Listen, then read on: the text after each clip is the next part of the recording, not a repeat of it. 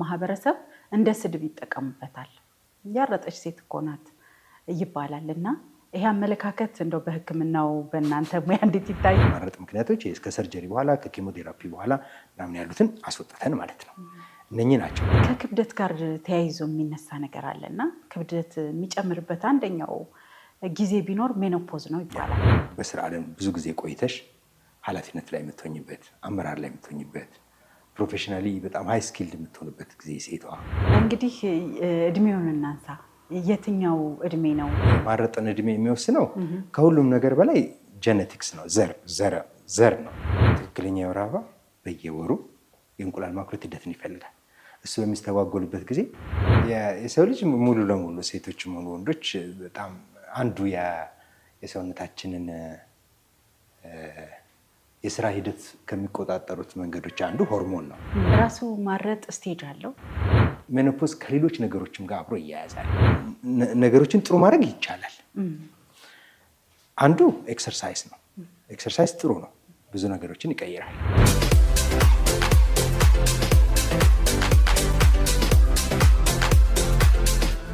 ጤና ይስጥልን፣ እንዴት ናችሁ የላይፍ ሾው ተመልካቾች? ዛሬ ከዶክተር አለማየሁ ደብረጽዮን ጋር የማህፀንና ፅንስ ስፔሻሊስት ሐኪም ናቸው። ከእሳቸው ጋር ቆይታ እናደርጋለን። አብራችሁን ቆዩ፣ ጥሩ ጊዜን ታሳልፋላችሁ። ሰብስክራይብ ያላደረጋችሁ ሰብስክራይብ እያደረጋችሁ የላይፍ ሾው ቤተሰብ ሁኑ።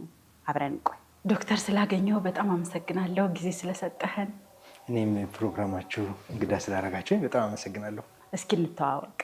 አለማየሁ ደብረጽዮን እባላለሁ። የፅንስና ማህፀን ሕክምና ስፔሻሊስት ሐኪም ነኝ። የምሰራው በሔዋን የፅንስና ማህፀን ልዩ ክሊኒክ ነው።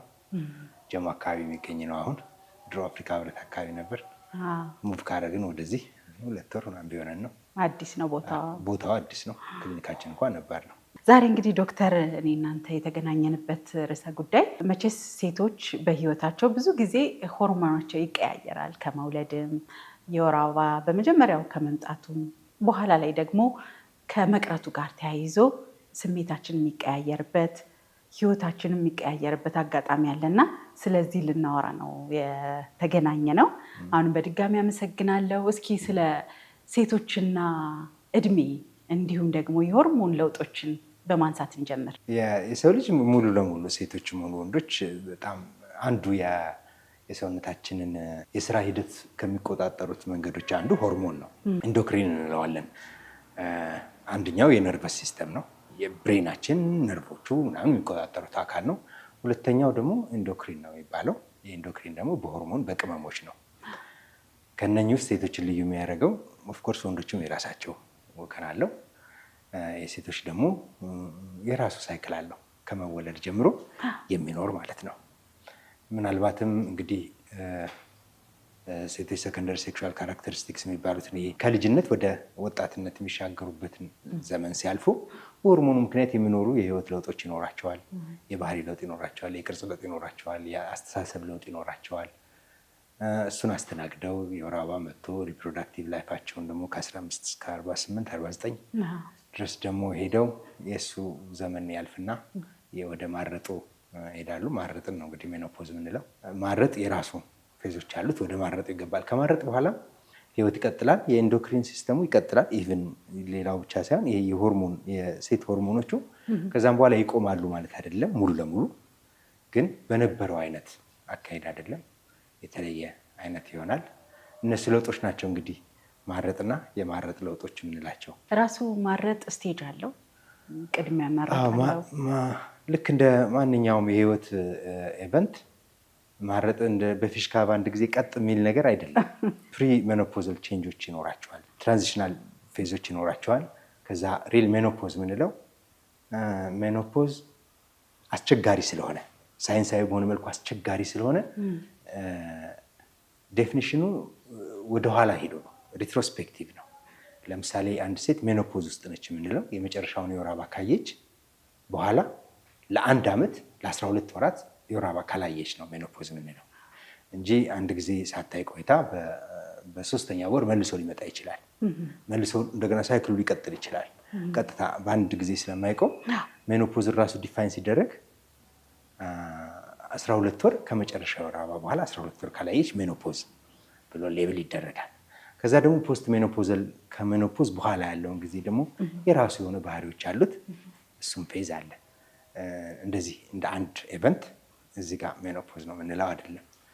ቅድም የጠየቅሽው ጥያቄ ለምሳሌ ቅድመው ፕሪሜኖፖዛል ትራንዚሽንስ ወይም ሜኖፖዛል ትራንዚሽንስ ወይም ሜኖፖዛል ፌዝ የሚባለው ድንገት አይደለም የሚቆም። ዋናው ባህሪ ምንድን ነው?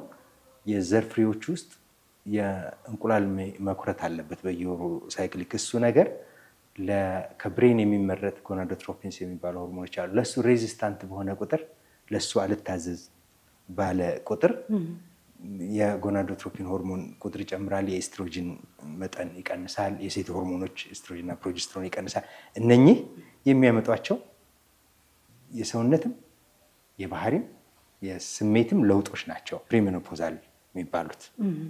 ፔሪሜኖፖዛል ወይም ፕሪሜኖፖዛል የሚባሉት ቅድመ ማረጥ ለውጦች ብንላቸው በአማርኛ ያስኬዳል ብዬ አስባለሁ። በዋነኛነት አንዱ መገለጫው የወር አበባ ትክክል አይሆንም። ትክክለኛ የወር አበባ በየወሩ የእንቁላል ማኩረት ሂደትን ይፈልጋል። እሱ በሚስተጓጎልበት ጊዜ ትክክል አይሆንም። በየ28 ቀኑ ከሆነ የአንድ ሴት ወይም በ30 በ27 እንደየ እሷ ያንን ፌዝ መጠበቅ ያቅተዋል። አንዳንድ ወሮች እንቁላል ይዘላሉ፣ መኩረትን ይዘላሉ ሙሉ ለሙሉ በአንድ ጊዜ ሳይቆም ማለት ነው። ለምሳሌ የአንድ 25 ዓመት 28 ዓመት ሴት በአመት ውስጥ 13 ጊዜ ኦቭሌሽን ቢኖራት ከ40 በላይ ያለች ሴት 3-4 ሊሆን ይችላል በአመት ቢኖረው። ከነኛ ውጭ ያሉት ከ3-4 ውጭ ያሉት ሬጉላር ላይሆን ይችላል። የወር አበባ መዛባት ይኖራል። አንዳንዴ መጠኑ ሊያንስ ይችላል። ከረጅም ጊዜ በኋላ ሊመጣ ይችላል። ሲመጣም ለረጅም ጊዜ ሊፈስ ይችላል። እነኚህ መረበሾች ይኖራሉ። አንዱ የመጀመሪያው የሚረብሸው ነገር ይሄ ነው። ሁለተኛው ልክ እንደ ማንኛውም እንትን የሴቶቹም ሰውነት ለራሳቸው ሆርሞን ሱሰኛ ይሆናል። አሁን ኤስትሮጅን መኖር አለበት፣ ፕሮጀስትሮን መኖር አለበት ጥሩ ኑሮ ለመኖር። የሰውነት አካላትም ለሱ ሱሰኛ ነው። ከዛ ሱስ እስኪወጣ ድረስ ልክ እንደ ዊዝድሮዋል ሲምፕተም ከሱስ ያጣውን ነገር እንደሚሆነው አይነት ምልክቶች ይኖራቸዋል። ላይክ ሙድ ቼንጅ፣ ቶሎ ቶሎ መናደድ፣ መበሳጨት፣ ኢሪተብል መሆን፣ ጭንቅላቴን አቃጠለኝ፣ በልጆች ጫጫታ መረበሽ፣ በትንሽ ድምፅ ቴሌቪዥን ይጥፋልኝ፣ ወይም ደግሞ በተራ በሆኑ ምክንያቶች ከፓርትነርም ከልጆችም ጋር መጋጨት፣ የስራን ቦታ መረበሽ ይኖራል። እነኚህ ሙድ ቼንጆች አሉ፣ ኢሪታቢሊቲ ይኖራሉ። እንደዚህ አይነት ነገር ይኖራል። ሶስተኛው ሆርሞኖቹ እያነሱ ሲሄዱ የሰውነት ለውጦችም ይኖራሉ። ለውጦቹ የብልት አካባቢ ለውጥ ይኖራል። የሰውነት ቅርጽ ለውጥ ይኖራል። ፋቶቹ ዲስትሪቢዩሽን ይለወጣሉ። የሰውነት ቅርጽ በዛ ምቾት አለመኖር ይኖራል። እንደዚህ አይነት ነገሮች ይኖራሉ። በሌላ በኩል ደግሞ ስታዩ የጤና በኩል ደግሞ ስታዩ ልክ እንደ ማንኛውም ሆርሞን ሲስተሞቹ ኢምፖርታንት ስለሆኑ የልብ ሪስፖንስ ይኖረዋል። የአጥንት መሳሳት ይኖራል። እነኝህን በተመለከተ በጥልቀት በኋላ እናያቸዋለን ብዬ አስባለሁ። እንግዲህ እድሜውን እናንሳ። የትኛው እድሜ ነው እንደ አካባቢው፣ እንደ አመጋገቡ፣ እንደ ኑሮ ደረጃ ቢለያይም ግን የሚገመተው የሚጠበቀው ከየትኛው እድሜ እስከ የትኛው እድሜ ድረስ ነው? እንደየ ማህበረሰቡ በጣም የማረጥን እድሜ የሚወስነው ከሁሉም ነገር በላይ ጀኔቲክስ ነው። ዘር ነው፣ ጀኔቲክስ ነው። አንድ ሴት የእናቷን ሜኖፖዝ እድሜ ካወቀች የእሷም በመጠኑ እዛው አካባቢ ይሆናል። ዘር ነው የሚወስነው። ግን በተለያዩ ምክንያቶችም ማረጥ ይኖራል። በዘር ነው ስንል የተለያየ አካባቢ የተለያየ ከ45 እስከ 55 ሊሄድ ይችላል። ግን ይዣ ላይ 49 ኢትዮጵያ ውስጥ 48 አካባቢ መሰለኝ የኢትዮጵያ አቨሬጅ፣ እስከ 51ም ሊሄድ ይችላል። እኛ ጤነኛ ያልሆነ ማረጥ የምንለው ፕሪማቹር ኦቫሪያን ፌለር ወይም በጊዜ ከእድሜ በፊት ማረጥ ሆኗል ተብሎ ግን በሳይንሳዊ በእኛ በሕክምና ሙያ ለማከም እና የተለየ ማኔጅመንት የሚኖረው ግን ከ40 በታች ሆኖ የማረጥ ሂደት ሲከሰት ነው። እሱም ፕሪማቹር ኦቫሪያን ፌለር ይባላል። ከእድሜ በፊት የኦቨሪ ስራ ማቆም ማለት ነው እንጂ ከ40 በኋላ ከሆነ እንደ ኖርማል ነው የሚቆጠረው። ኖርማል ነው ማለት ግን ችግሮቹ መታከም መረዳት የለባቸውም ማለት አይደለም።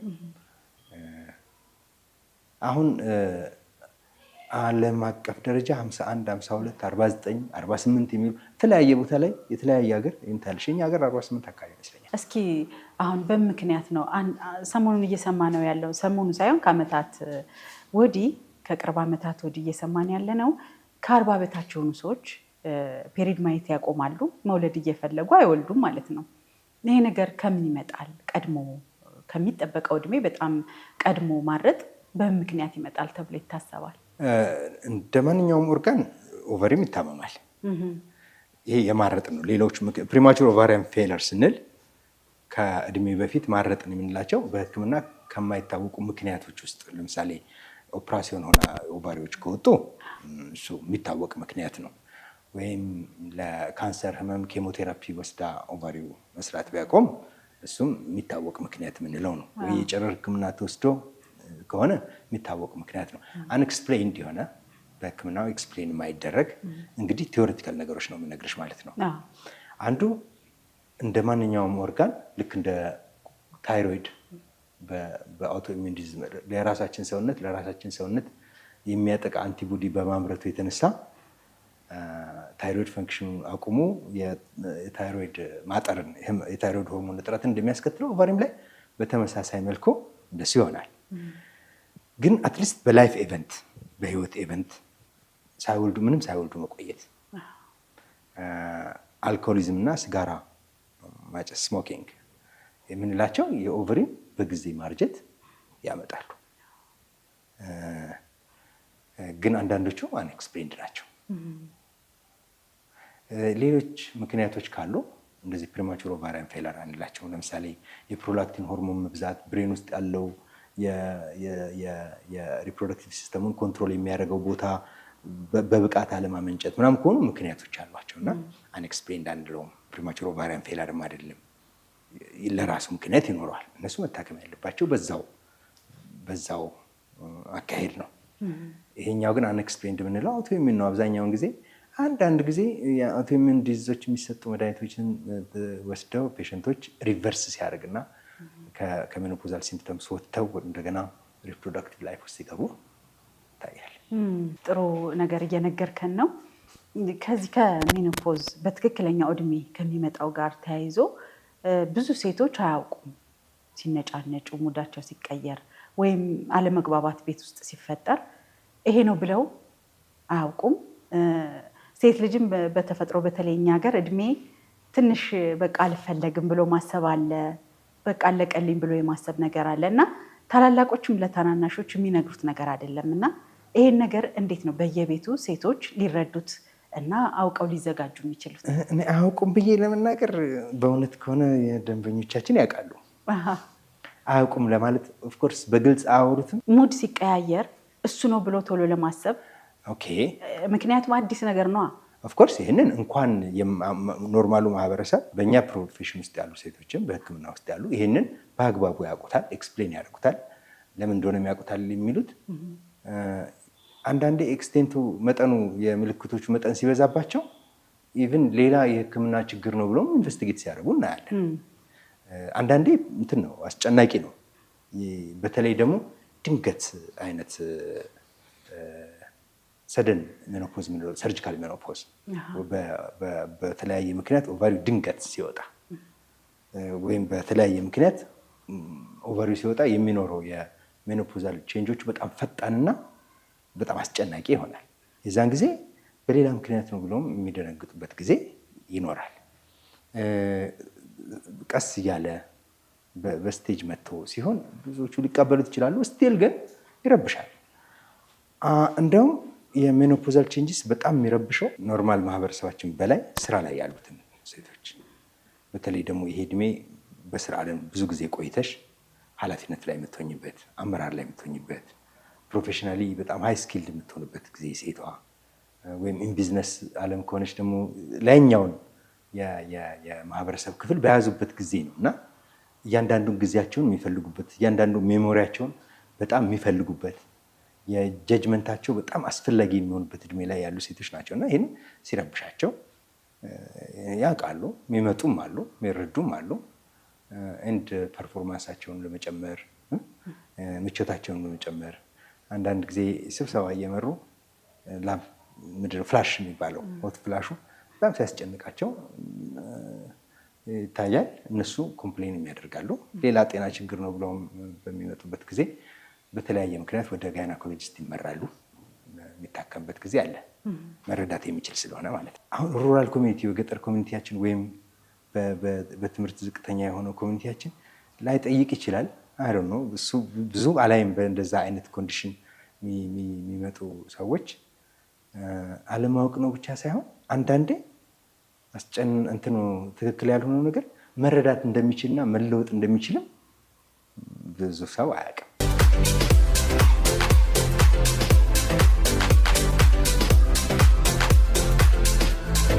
ሜኖፖዝ ከሌሎች ነገሮችም ጋር አብሮ ይያያዛል። አንዱ የሁለቱ ጥንዶች ከሚያደርጓቸው ነገሮች አንዱ ሴክሹዋሊቲ ነው። ሴክሹዋሊቲ ውስጥ የሆነ ቼንጆች ይኖራሉ። እነኛን ከእድሜ ጋር አብሮ ማስተናገድ የሚችል የፓርትነርሽፕ ይፈልጋል። በፊት የተገነባ ክራክ ያደረገ ሲሆን ይሄኛው በግልጽ ይወጣልና አንዱ እሱ ነው። ሁለተኛ የሴት ሆርሞን የሚሰጠው ሰሚሲቭ ኔቸር አለ። እሱን ሉዝ ታደርጋለች። ምን አይነት ነገር ነው ማድረግ ያለባት? ሙዷን ሊያስተካክል የሚችል ምግብ ሊሆን ይችላል ማድረግ ያለባት በዚህ ወቅት ሴቷ ምንድን ነው የሚመከረው? የመጀመሪያው ነገር ነገሮችን ጥሩ ማድረግ ይቻላል። አንዱ ኤክሰርሳይዝ ነው። ኤክሰርሳይዝ ጥሩ ነው፣ ብዙ ነገሮችን ይቀይራል። ሁለተኛ ስለ ነገሮቹ አውቆ ራስን አንዳንዴ ለባህሪም ለውጦች ራስን ፍሬን ያዝ ማድረግ ይቻል የለም።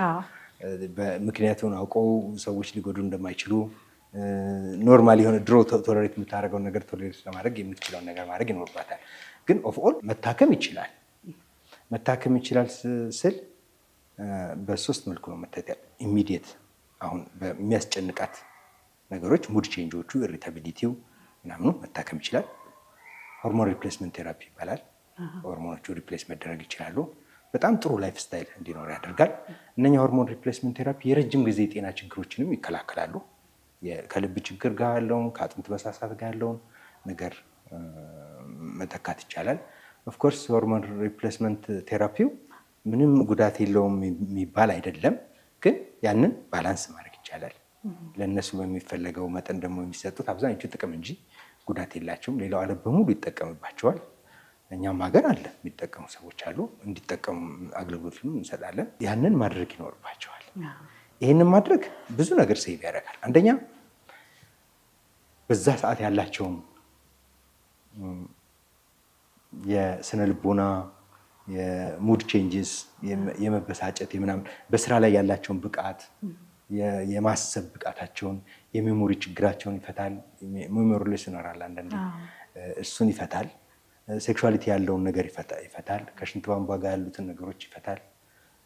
ከዛ በተጨማሪ ግን ለረጅም ጊዜ የአጥንት መሳሳትን መከላከል ይችላል። ከልብና ከልብ ጋር ተያያዥ የሆኑ ችግሮችንም በጣም በከፍተኛ ሁኔታ ይቀንሳል እና ለረጅም ጊዜ በብቃት እንዲኖሩ ያደርጋል። ስለዚህ በሱ ማከም ይቻላል። ሆርሞን ሪፕሌስመንት ቴራፒ ደግሞ ለማይወስዱ፣ መውሰድ ለማይፈልጉ ወይንም መውሰድ የሌለባቸው ናቸው ተብሎ ሲታሰብ ደግሞ ሌሎች መድኃኒቶች አሉ፣ ሲምፕተሞቹን ብቻ የሚያክሙ። እንደዛኛው ባይሆኑም ግን ኖሮን በብቃት መኖር የሚችሉበት ማድረግ ይቻላል። ይሄ ሆርሞን የሚተካል ያልከው ወይም ሆርሞን ሪፕሌስመንት ቴራፒ የተባለው ምንድን ነው? ሳፕሊመንት ነው? እግረ መንገድም ሳፕሊመንቶች ምን አይነት ናቸው መወሰድ ያለባቸው? የሜኖፖዛል ሰፕሊመንቶች በጣም ብዙ በማርኬት ላይ አሉ። የትኛውም ግን ይህንን ነገር ይጠቅማል ተብሎ በሳይንሳዊ በሆነ መልኩ የሚታመኑ አይደሉም።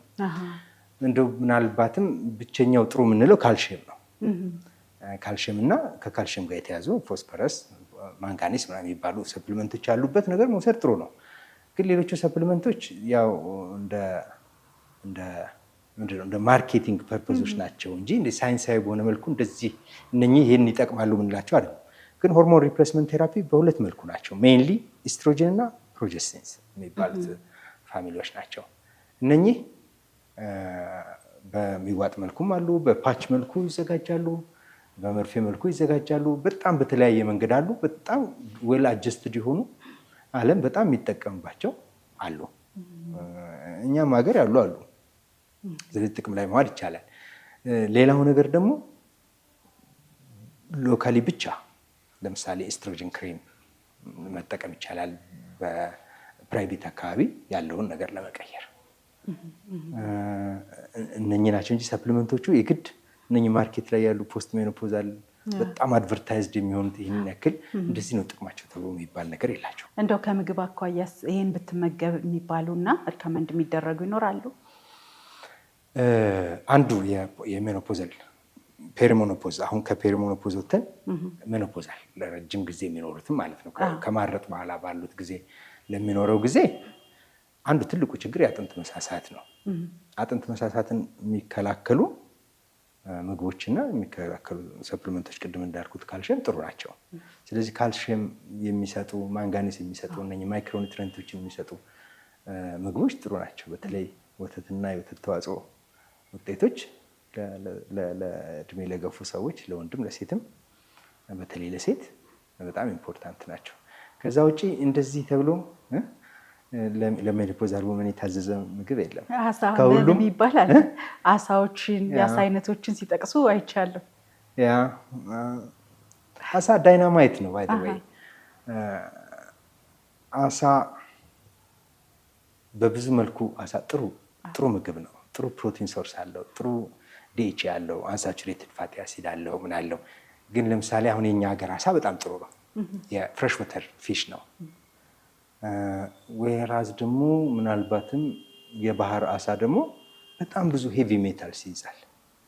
ምክንያቱም ዓለም በሙሉ ቆሻሻዎቿን የኒውክሌር ዌስቱን የምናምን የፋብሪካ ዌስትን ዳምፕ የሚያደርጉት ባህር ውስጥ ነው።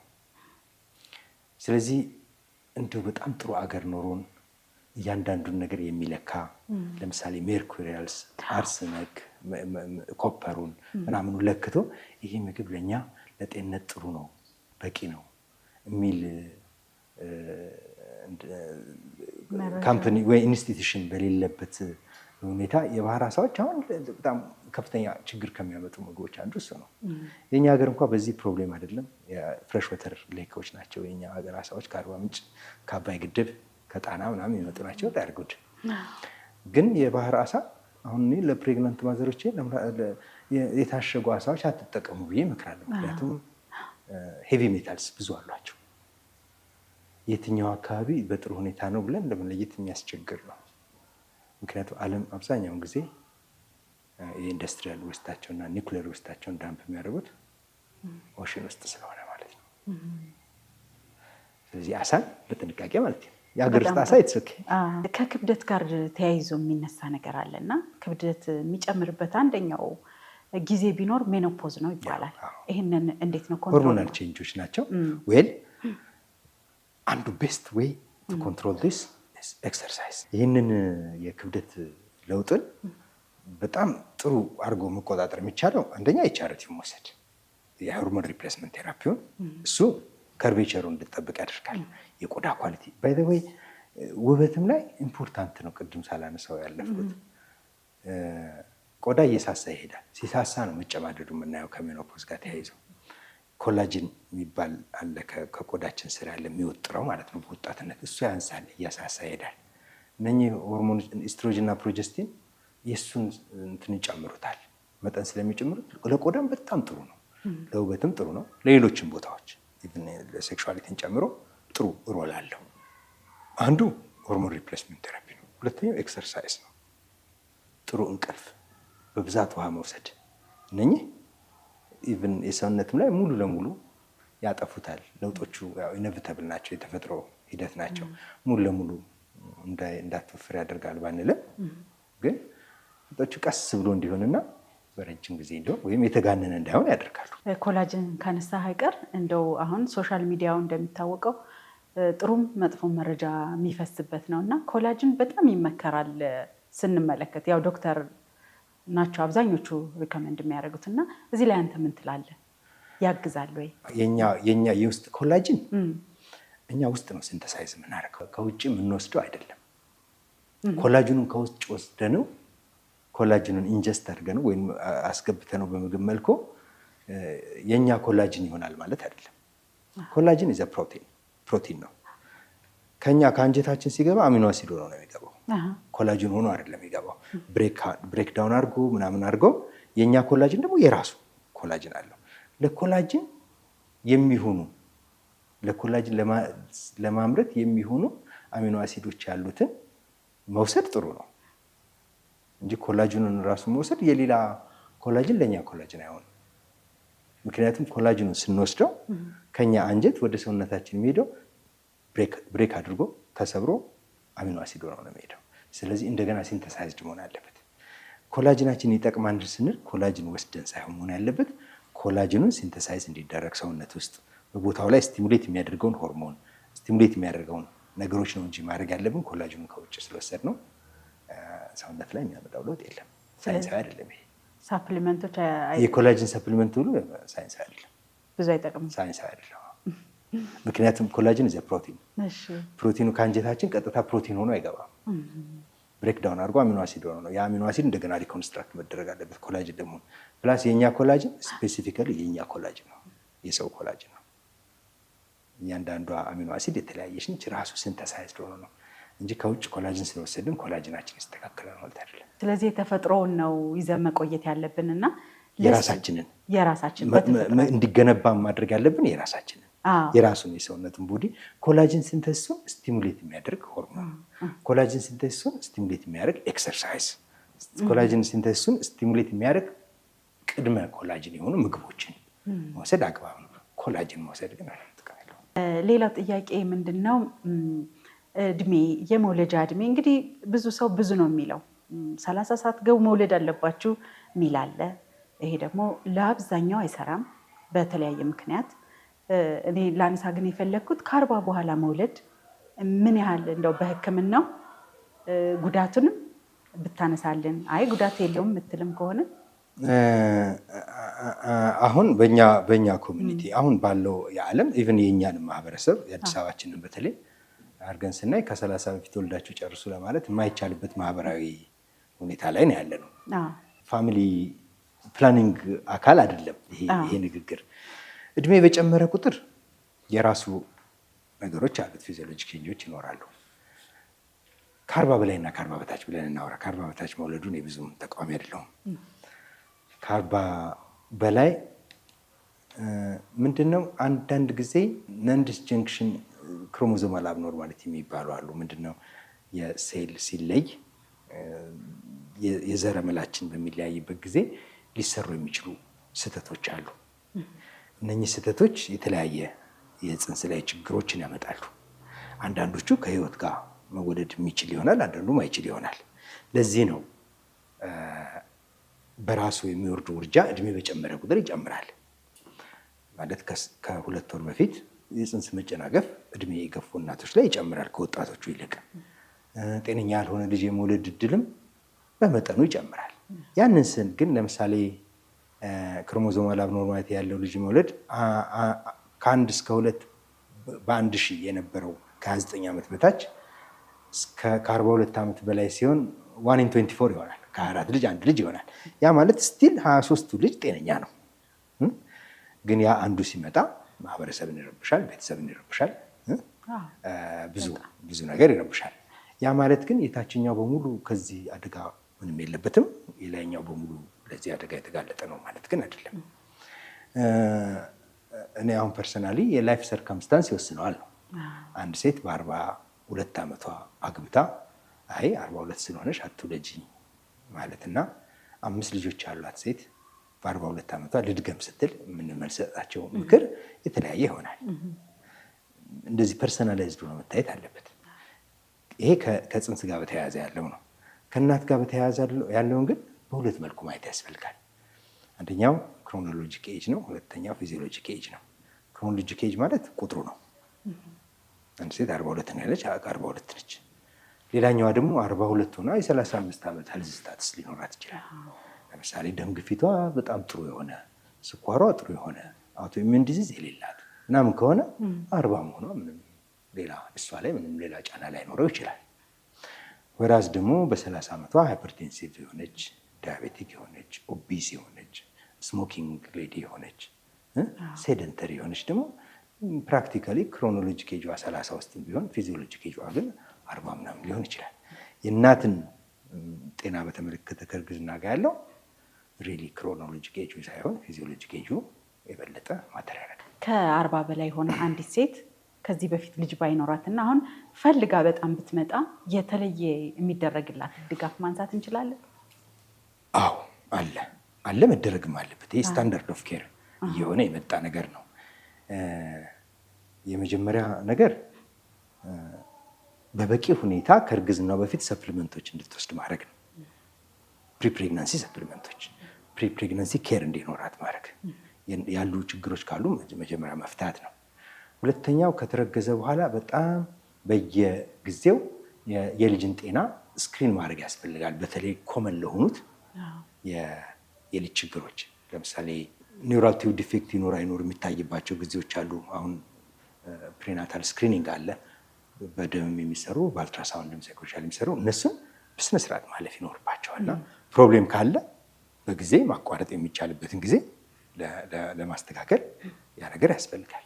እነኚህ ከዚህ በፊት ተመሳሳይ የጤና ችግር ያለው ልጅ የወለዱ ከሆነ ከ40 በላይ ከሆኑ የተደጋጋሚ ውርጃ የሚያስቸግራቸው የነበሩ ሴቶች ሲያረግዙ የምናደርጋቸው ስታንዳርድ ኦፍ ኬር አሉ፣ ለየት ያሉና ፕሪናታል ስክሪኒንግ ያለው ማለት ነው።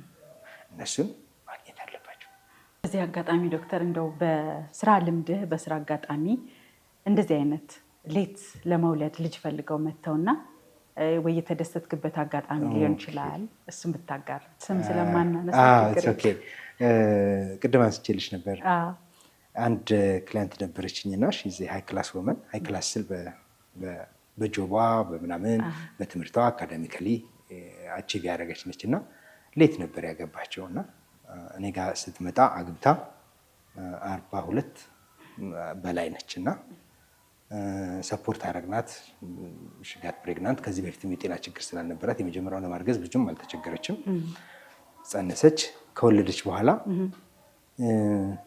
ሳስበው ምናልባትም ሌላ እርግዝና ሌላ ጊዜ መጠበቅ ጥሩ አይሆንም ብለን ተነጋግርንና ማጥባቷን ቆም አድርጋ ምናልባትም እንደገና ለማርገዝ እንድትሞክር ምናምን ወሰንን በጋራ። ከዛ ተሳካላት። ፕራክቲካሊ የመጀመሪያ ልጇ ልደት አካባቢ ነው ሁለተኛ ልጅ የተወለደውና የገረመኝ ግን ያንን ማድረጋችን ጥሩ የሆነው ሁለተኛውን ከወለደች በኋላ የወር አበባዋ አልመጣም። በዛው ነው ሜኖፖዝ ውስጥ የገባችው። አጥብታ ሲጨርስ ሜኖፖዝ ስንለካም ሆርሞኗን ሜኖፖዛል ሬንጅ ውስጥ ነው ያለው። ለምንድን ነው የቀረው ብለን ስንለካ ሜኖፖዛል ሬንጅ ውስጥ ነው ያለው። አሁን የሷ ብዙ ጊዜ በአንድ ልጅ ትቀር ነበር። ሆፕፉሊ ያን ውሳኔ መወሰናችን ጥሩ ነበር ብዬ አስባለሁ። ስለዚህ ማንም ሰው በተለያየ አጋጣሚ ሌት ቢሆን እና ልጅ ቢፈልግ መፍትሄ አለ ማለት ይቻላል። ዋናው ነገር ሌት ባይሆን ጥሩ ነው። ባይ ዘ ዌይ አንዳንዴ የኛ አሁን እያስተዋለ ያለ ነው መቀየር ያለበት። ምዕራብ ዓለም እያደረጉት የነበሩት ትንሽ ቀደም ብለው ኬሪየር እና ሪፕሮዳክቲቭ ላይ አብሮ መሄድ ይችላል። አሁን አንዳንዴ ሴቶቻችን በቃ ትምህርት ነው ፒኤችዲን ሲይዝ እንደዚህ እስከሆን ይሄን ነገር አቺቭ እስካደረግ ምናምን ብለው ከዛ ተመልሰው ሲመጡ ላይፍ ትርጉም አይኖረውም። ላይፍ ፋሚሊ ላይፍ ነው። የኢንዲቪጁዋል ሰክሰስ ብቻውን ሰው ሀፒ አያደርግም። ተመልሰው መጥተው ብዙዎቹ ሪግሬት ሲያደርጉ ያለው እኔ እንኳን ሴት ሆኜ አላውቅም፣ ግን ሴቶቹ ሪግሬት ሲያደርጉ ያለው እና ጥሩ የሚሆነው ፋሚሊ ላይፍ እና ኬሪየርን አብሮ ማስኬድ ይቻላል። ብዙ ሀገሮች ያደርጉታል። ኦፍኮርስ የኛ ሀገር አስጨናቂ ነው። ሁለቱን አብሮ ለማስኬድ አስጨናቂ ሊሆን ይችላል። የኛ ሀገር ኢኮኖሚው፣ ሶሻል ስትራክቸራችን ምናምን። ግን አንዱ መታሰብ ያለበት ማንኛውም ሰው ሪፕሮዳክቲቭ ላይፉን በስነስርዓት ማሰብ ይኖርበታል። ያለሱ ላይፍ ሰክሰስፉል ነው ብለን ለማሰብ ለኛ ኮሚኒቲ ከባድ ነው። ምክንያቱም ሁሉም እኔ አልፈልግም የሚሉትም አፍተር ሌት ኤጅ አምጣ ብለው ወጥረው ሲይዙ ነው የምናየው እኛ ካለፈ በኋላ። አካባቢ ለምሳሌ ዌዘር ኮንዲሽን ሊሆን ይችላል። ቀዝቃዛ አካባቢ የምትኖር ሴት አለች፣ ሞቃት አካባቢ የምትኖር ሴት አለች እና የነሱ ቀድሞ የማረጥ ዘግይቶ የማረጥ የሚለውንና አሁን የተነሳውን ጥያቄ ኢንቫይሮንመንታል ለውጦች ከአካባቢ በጣም ለብዙ ሜኖፖዝ ባይ ዘ ወይ ለረጅም ዓመት የተጠና ነው ማለት በቂ ዳታ ያለበት የሕክምና ዘርፍ ነው እና ዋና የማረጫን እድሜ የሚወስነው ኢቭን ከምግብና ከኑሮ ስታንዳርድን በላይ ጄኔቲክስ ነው ማለት ዘረመላችን ነው። ኦፍኮርስ የኑሮ ስታንዳርድ በመጠኑ ይኖረዋል። ከሱ ውጭ ግን በራሳችን ህይወት ውስጥ ሆኖ የማረጫን እድሜ ሊያሳጥረው የሚችል ተብሎ ከሚታሰቡ ዋናዎቹ ምክንያቶች ምንም አለመውለድና ሲጋራ ማጨስ ናቸው። ከነኚህ ውጭ ያሉት ብዙም አፌክት አያደርጉም። ሌሎቹ እነኚህ ቅድም እንደነገርኩ የታወቀ ምክንያት የሚባሉ የማረጥ ምክንያቶች ከሰርጀሪ በኋላ ከኬሞቴራፒ በኋላ ምናምን ያሉትን አስወጥተን ማለት ነው። እነኚህ ናቸው። የቀዝቃዛ ሀገር ቴምፕሬት ምናምን ትሮፒካል ያለ ነው የማረጫ እድሜ ከሱ ይልቅ በሬስ እና በጀኔቲክስ ነው አፌክትድ የሚሆነው። ማረጥ ሌላው ነገሩ ቀስ እያለ የሚሆን ፕሮሰስ ነው። አንድ ጊዜ ቅድም እንዳልኩት ፊሽካ የሚቆም አይደለም። የቅድመ ማረጥ ለውጦችም አንዳንዶቹ ኢቭን ለ10 ዓመት ሊያሳልፉ ይችላሉ ከማረጥ በፊት። አንዳንዶቹ በ3-4 ዓመት ውስጥ ሊጠናቀቅ ይችላል። የቅድመ ማረጥ ለውጦች እንዳልኩት አንዳንዶቹ ፍላሽንግ፣ ሆት ፍላሽ፣ ሙድ ቼንጆች፣ ኢሪታቢሊቲ ምናምን የሚኖሩት ለ3-4 ዓመት ቆይተው ከዛ የወር አበባ ይቆማል። ከቆመ በኋላ ለ1 ዓመት ለ2 ዓመት ይሄዳል። አንዳንዶቹ እስከ 3 ዓመት ይሄዳል። ኦፍኮርስ ይጠፋል። ይሄ ያለ ትሪትመንት ነው የምነግርሽ፣ ተፈጥሯዊ በሆነ መልኩ ሲሄዱ ማለት ነው። ማከሙ ይህንን የማረጥን ሂደቶች እነኝህን ጊዜውን ባያሳጥረው በዛ ጊዜ ውስጥ በጥሩ ሁኔታ እንዲኖሩ ማድረግ ይችላል። የሜኖፖዛል ኤጅ የሚባለው እንደየአገሩ የኛ አቨሬጅ የኛ ሀገር 48 አካባቢ ይመስለኛል ያየኋቸው ዳታዎች። ግን እንግዲህ ዓለም አቀፍ የሚሉት 51 ይላሉ፣ አንዳንድ ቦታዎች 45 ይላሉ፣ አንዳንድ ጽሁፎች ከተለያየ ሀገር የሚመጡ የኛ ሀገር 49 ይላሉ። ግን ከ48 እስከ 52 ባለው ነው አብዛኛው። አንዳንዴ እስከ 55 የሚሄዱ ሴቶች አሉ የወር አበባ እያዩ። የወር አበባ እያዩ ማረጥ፣ የወር አበባ እያየች አረጠች አይባልም። ማረጥ ቅድም እንደነገርኩሽ ሪትሮስፔክቲቭ ዲያግኖስ ነው፣ ወደኋላ ሄደሽ ነው አርጣለች የምንለው። አንድ ሴት የወር አበባ የመጨረሻውን የወር አበባ ካየች ከ12 ወር በኋላ የወር አበባ ካላየች ነው ሜኖፖዝ ውስጥ ነች የምንለው። ስለዚህ የወር አበባውን የመጨረሻውን እንዳየችው የሚቀጥለው 12 ወር አለመምጣቱ ስለማናቅ ሜኖፖዝ ነች አንልም። ሜኖፖዝ ነች ምንለው ወደኋላ ሄደን ነው። አንዳንድ ጊዜ በኬሚካሊ የኤፍኤስኤች ለክተን ገና በአንድ ወሯ 40 ምናምን ከሆነና በጣም ከፍ ካለ ከ40 በላይ ከሆነ አሁን ሜኖፖዝ ነው ልን ይችላል በኬሚካል ዴፊኒሽን ማለት ነው። ግን ክሊኒካሊ 12 ወር ያለ ወር አበባ ስትቆይ ነው አንድ እናት ሜኖፖዝ የሚባለው። የመጨረሻ ጥያቄ፣ አንዳንዴ እንደ ስድብ በተለይ በእኛ ማህበረሰብ እንደ ስድብ ይጠቀሙበታል። ያረጠች ሴት እኮ ናት ይባላል እና ይሄ አመለካከት እንደው በሕክምናው በእናንተ ሙያ እንዴት ይታያል? አንዱ ሁለተኛው ደግሞ ከዚህ ጋር ተያይዞ ይታወቃል እንዴ ሰው ማረጡ በውጭ እይታ አንድን ሴት እንደዛ ለማለት የሚታይ ነገር አለው? በዘው ስድብ ላልሽው እንዴት ነው ስምም አንዳንዴ ጮክ ብለሽ ካልሽው ስድብ ይሆናል። ሁሉም ሰው የሚያልፍበት ነገር ነው። አንድ ሰው ትልቅ እድሜ ከእድሜው በጣም ከፍ ያለች ነው ያገባው ምናምን ሲባል ድሮ እንደ ማህበረሰቡ ማለት ነው ደግሞ የቀዘቀዘ ሽንታ የቀዘቀዘ ያረጠች ሴት ነው ምናምን ሲባል ሰማለሁ። ግን ከዚህ ባዮሎጂካሊ ካለው ጋር ምንም ላገናኘው የምችለው ነገር አይደለም። ኦፍኮርስ አንድ ሴት ያረጠች ሴት ሲያገባ ኤክስፔክት ማድረግ ያለበት ነገር ልጅ ሊያገኝ አይችልም ማለት ነው። እንዳልኩት ከውጭ ይታያል ነው ወይ እድሜው የገፋ የሰው ልጅ እድሜ ይገመታል ወይ? ከውጭ እድሜ ከተገመተ ማረጥም ይገመታል። ከዛ ውጭ የተለየ እንደዚህ የሚቀየር ነገር የለም። ግን ሰውን እድሜውን መገመት እንደሚቻለው የወንድንም እድሜ መገመት እንደሚቻለው የሴትንም እድሜ መገመት እንደሚቻለው አንዳንድ ሰውም ከእድሜው በላይ ትልቅ ሊመስል ይችላል። አንዳንድ ሰው ደግሞ እድሜው ትልቅ ሆኖ ወጣትም ሊመስል ይችላል። ግን ያው ቆጣሪ ነው ይቆጥራል። እውነት ነው። በጣም አመሰግናለሁ። በእኔ በኩል መነሳት ያለባቸውን ጥያቄዎች አንስቻለሁ ብዬ አስባለሁ እና አንተ ደግሞ በዚሁ አጋጣሚ ከርሱ ጋር አያይዘህ ይሄን ብል ብትል። ማረጥ አሁን የሚደርሱ ሰዎች የታደሉ ናቸው። ብዙ ሰዎች የማረጥ እድሜ ሳይደርሱ ያልፋሉ።